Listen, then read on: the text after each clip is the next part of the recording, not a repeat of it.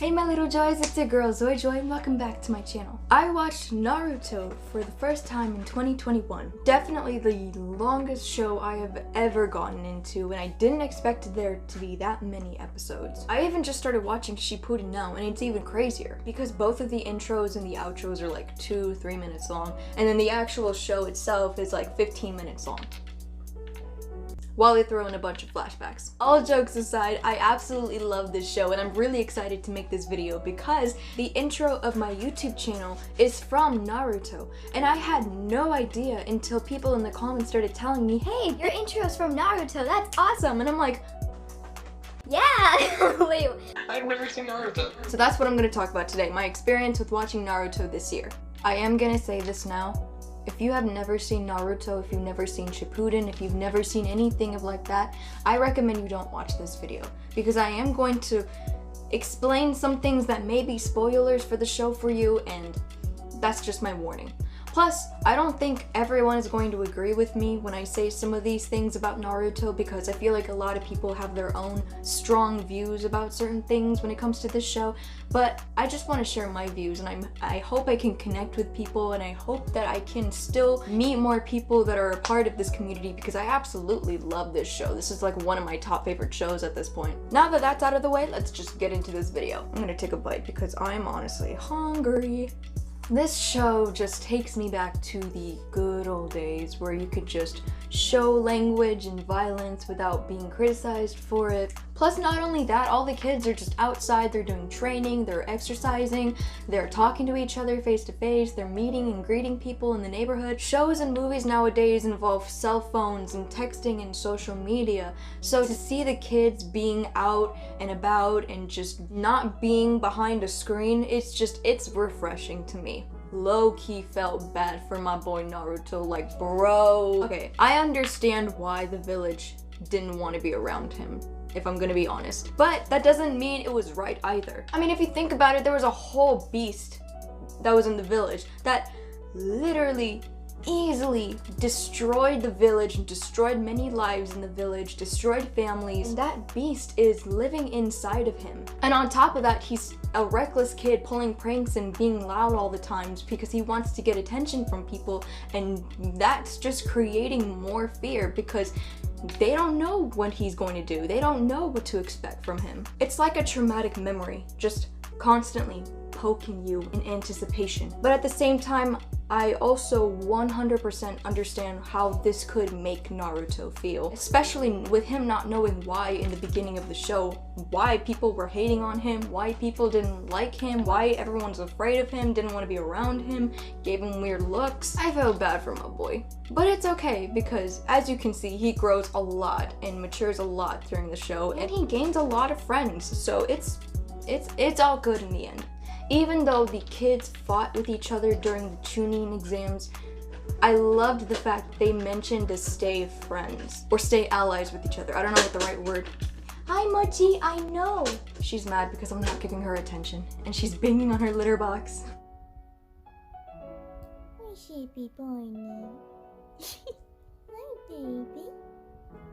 I don't know what the right word is to describe it, but I loved at the end of the episode how they all just kind of came together to help each other, to help Gaara, to help that one mission, and I thought it was so sweet. I was looking back at that episode and I was like, I'm so proud. It was just like a beautiful representation of people standing together instead of against each other, especially when they were fighting together for something precious, and I just think that was beautiful. I'm gonna talk about a few things that I've learned from the show and some things I've learned from some characters. I love the fact that they were presenting this message to the show that you can still befriend your rivals.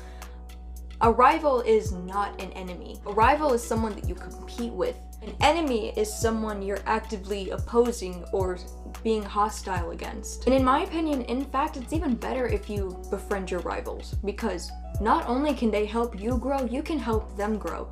And if you're both growing strong together, it becomes a more meaningful relationship than just trying to hurt and destroy your rival. I also realized in the show that when you have somebody to protect, you really do become your strongest self. And I have experienced this firsthand with my own mother, with my own brother, with my own friends, and vice versa. My mom has experienced that when trying to take care of me. Like if it was an emergency of some sort, I feel like I'm able to put my fears away and put my worries and my doubts aside in that moment and just be like, okay, we are going to solve this right now. It kind of reminds me of a quote that I saw somewhere. I was trying to find this quote before I filmed this video, but I could not find it for the life of me. But it was something along the lines of, when a mother's baby is in trouble, she can carry tons of rocks or tons of boulders just to save her baby. And it was something along those lines, but it is so true. Now, the beef between Naruto and Sasuke, and it really struck me to my core, and I'm sure it struck a lot of people to their core as well. And I think it has because it's a battle between friendship and good versus evil, and betrayal and death and loyalty and brotherhood, and just there's so much being pulled onto your heartstrings, and every time it's just getting bigger and bigger and bigger. And no, I do not see them as gay. I believe there is a thing called brotherhood, but that doesn't mean I hate on people who do. If that's what you like, you do you. That's just not my thing.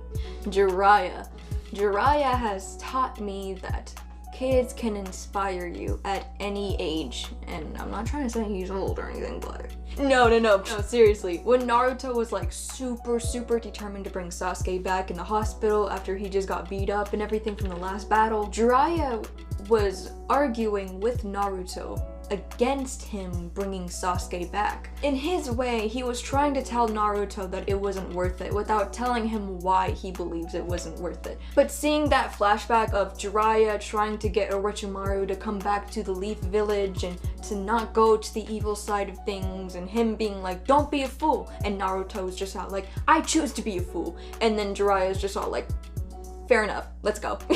So yeah, I just think that kids can inspire you at any age. Iruka could have easily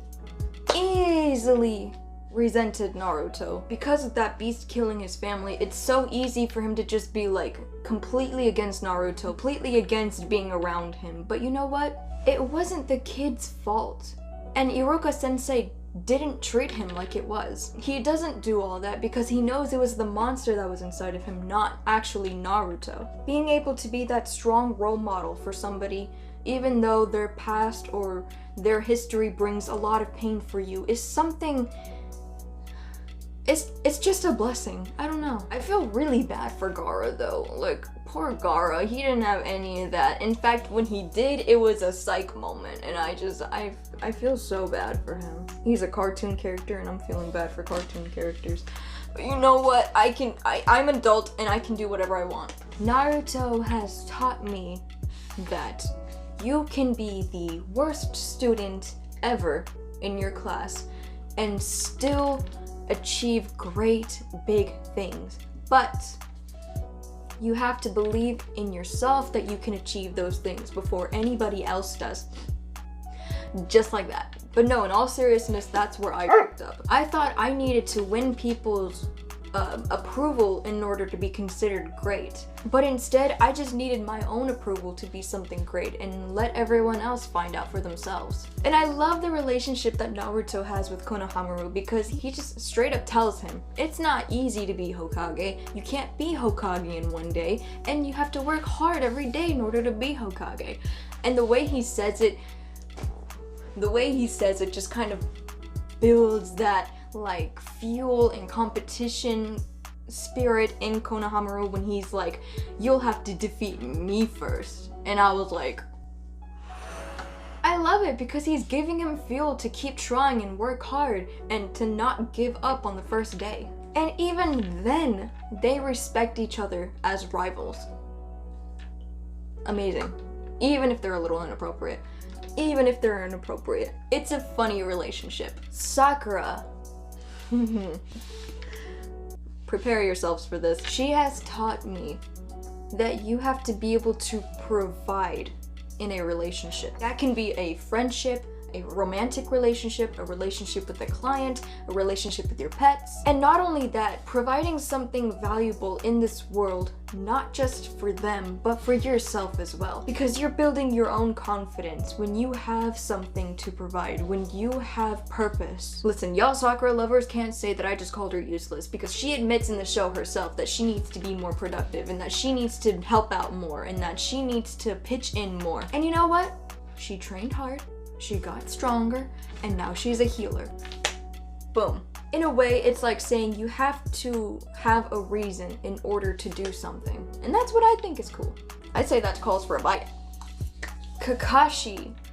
This one hit me really hard. Because in the show, he's always visiting his past loved ones. Like, he's always going to their grave, he's always meeting them at the grave, and he's always coming back to them. He's always visiting them, even though they're not here physically. And I had trouble absorbing that because I recently lost somebody that was really close to me a few years ago, and it still affects me to this day.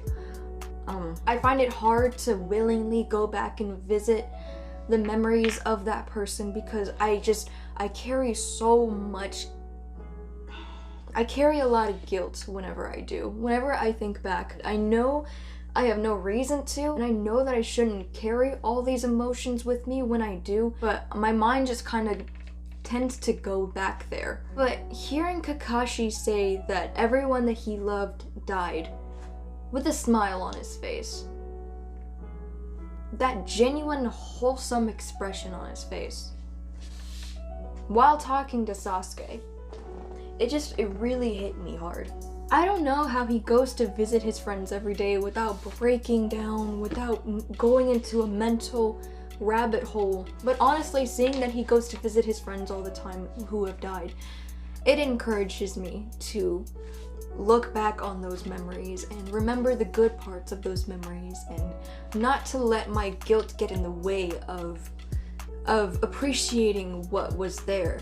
Even though it hurts that I'm no longer able to grow up with that person anymore, Kakashi showed me that I don't have to constantly live in the bad all the time. I can always look at the good. I can always remember the happier moments, the moments that made me smile, that made me feel joy, and that gave me life. What I'm trying to say is that I can always go back to the memories that made me smile. I don't always have to shade them into a darker color because of what I feel.